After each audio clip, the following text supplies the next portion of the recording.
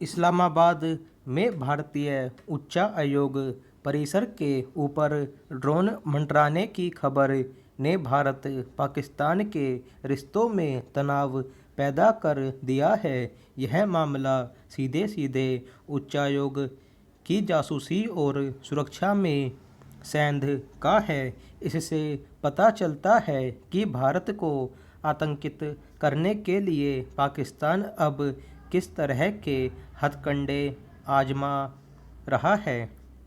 जम्मू के वायुसेना अड्डे पर ड्रोन से बम गिरने के कुछ घंटे पहले ही 26 जून को भारतीय उच्चायोग परिसर पर ड्रोन उड़ता देखा गया था।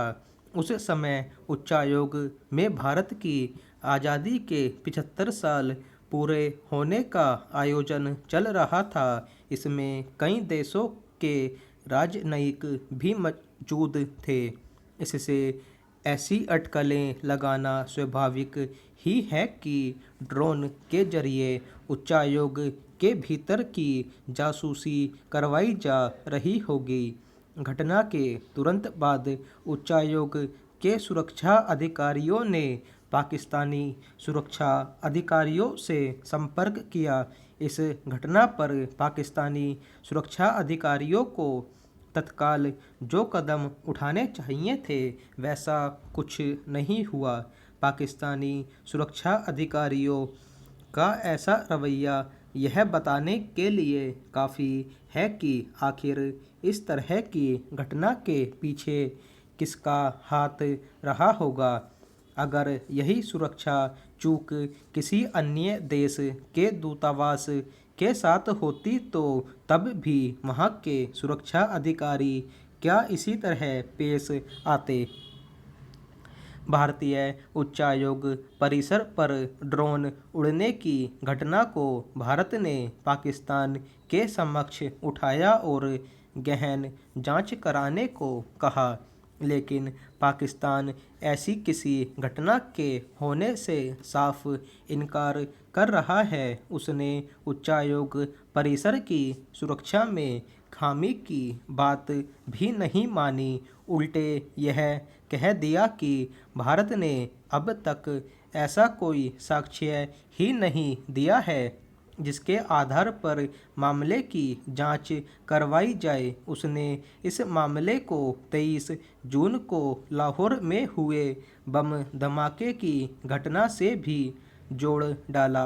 पाकिस्तानी विदेश मंत्रालय के प्रवक्ता ने कहा कि भारत ऐसे वक्त में यह मामला उठा रहा है जब लाहौर धमाके के मामले में सबूत जुटाए जा रहे हैं। जाहिर है पाकिस्तान भारत के खिलाफ लगातार साजिशें रच रहा है। पड़ोसी देश का यह रवैया रिश्तों को और बिगाड़ने वाला ही कहा जाएगा। यह घटना इसलिए भी गंभीर है कि इसके कुछ घंटे बाद ही जम्मू के वायुसेना अड्डे को निशाना बनाया गया था। लिहाजा यह माना जा सकता है कि भारतीय ठिकानों को निशाना बनाने की साजिश की जानकारी पाकिस्तानी सत्ता प्रतिष्ठान को रही होगी। ड्रोन कांड पर पाकिस्तान की ओर से जितने भी बयान आए हैं उनमें वह खुद ही उलझता जा रहा है। इस्लामाबाद में जहां भारतीय उच्चायोग का दफ्तर है वह सबसे कड़ी सुरक्षा वाला इलाका है। उच्चायोग के पास ही पाकिस्तानी विदेश मंत्रालय, सुप्रीम कोर्ट, दूसरे देशों के दूतावास और सत्ता प्रतिष्ठान के दूसरे महत्वपूर्ण दफ्तर भी हैं। यहाँ खास तौर से भारतीय उच्चायोग में आने वाले हर शख्स की गहन जांच होती है। ऐसे में कोई ड्रोन भारतीय उच्चायोग के ऊपर मंडराने लगे तो यह हैरानी की बात है, क्योंकि पाकिस्तानी सुरक्षा एजेंसियों की मर्जी के बगैर ड्रोन तो क्या परिंदा भी पर नहीं मार सकता। भारतीय उच्चायोग की जासूसी या कर्मचारियों को प्रताड़ित करने और डराने धमकाने की घटनाएं पहले भी होती रही हैं।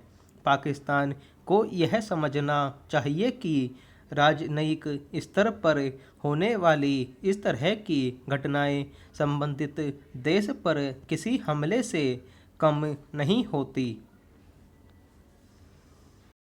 उत्तराखंड में जिस तरह भारतीय जनता पार्टी ने पिछले करीब 4 महीनों में 2 मुख्यमंत्री बदल दिए और अब वहां तीसरे मुख्यमंत्री को कमान सौंपी है, उसे लेकर स्वाभाविक ही सवाल उठ रहे हैं। सवाल तो तब भी उठे थे जब विधानसभा चुनाव के कुछ महीने रह जाने के बावजूद उसने त्रिवेंद्र सिंह रावत को हटाकर तीरथ सिंह रावत को मुख्यमंत्री बनाया था। तब कहा गया था कि वहां के ज़्यादातर पार्टी विधायक त्रिवेंद्र सिंह रावत के कामकाज से संतुष्ट नहीं थे और उन्हें बदलने की केंद्रीय कमान से गुहार लगा रहे थे। तब तीरथ सिंह रावत को केंद्र से लाकर वहां बिठा दिया गया था। तीरथ सिंह लोकसभा सदस्य हैं और उन्हें वहां मुख्यमंत्री बने रहने के लिए विधानसभा चुनाव जीतना जरूरी था।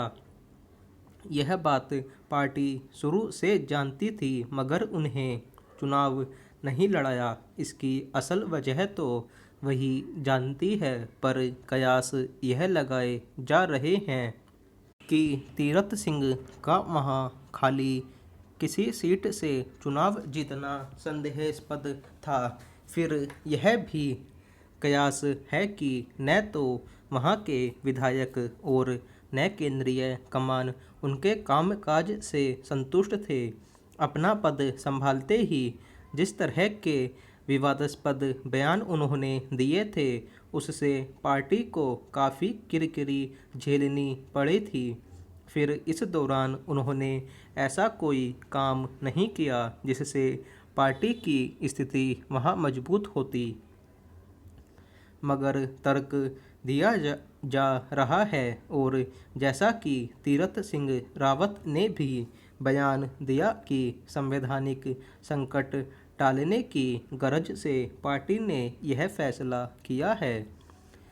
मगर जिस तरह उन्हें 3 दिन तक दिल्ली में केंद्रीय नेताओं के साथ बैठक करनी पड़ी, वह केवल उनके चुनाव लड़ने या न लड़ने को लेकर हुआ मंथन नहीं माना जा सकता। अब उनकी जगह पुष्कर सिंह धामी को लाया गया है। हालांकि तीरथ सिंह के जाने के कयासों के बीच वहां के कई कद्दावर नेता ख्वाब पाले हुए थे कि उनमें से किसी को यह जिम्मेदारी मिल सकती है, मगर पार्टी ने एक ऐसे व्यक्ति को मुख्यमंत्री बनाया जिसने शायद खुद भी न सोचा होगा कि उसे कमान सौंपी जा सकती है। इसके पीछे भाजपा का क्या गणित है, यह वही बेहतर जानती है। उत्तराखंड में विधानसभा के चुनाव को कुछ महीने रह गए हैं। उसमें पुष्कर सिंह किस तरह पार्टी की स्थिति मजबूत कर पाएंगे, या वहां के लोग उन पर कितना भरोसा जता पाएंगे, देखने की बात है। उत्तराखंड की सियासी उठापटक ने एक बार फिर भाजपा के सामने कुछ सवाल खड़े कर दिए हैं, जिनके जवाब देना उसके लिए आसान नहीं है। पूछा जा रहा है कि क्या भाजपा के पास ऐसे नेताओं की कमी है जिन्हें राज्यों की कमान सौंप कर वह 5 साल तक निश्चित रह सके, या फिर वह पार्टी के भीतर सुगबुगा रहे कलह को शांत कर पाने में सफल नहीं हो पा रही है। उत्तराखंड अकेला राज्य नहीं है जहां उसे नेतृत्व को लेकर पार्टी विधायकों के असंतोष का सामना करना पड़ रहा है। कुछ दिनों पहले ही उत्तर प्रदेश में भी असंतोष शांत करने के लिए उसे काफ़ी मशक्क़त करनी पड़ी। उधर कर्नाटक में भी मुख्यमंत्री के कामकाज पर अंगुलियां उठ रही हैं। मध्य प्रदेश भी अशांत बताया जा रहा है। इससे यह सवाल भी गाढ़ा होता है कि किसी पार्टी के लिए केवल सरकार बना लेना बड़ी उपलब्धि नहीं होती, उसका प्रदर्शन भी भरोसेमंद बनाना जरूरी होता है। बीच में नेतृत्व परिवर्तन से पार्टी की छवि पर नकारात्मक असर पड़ता है।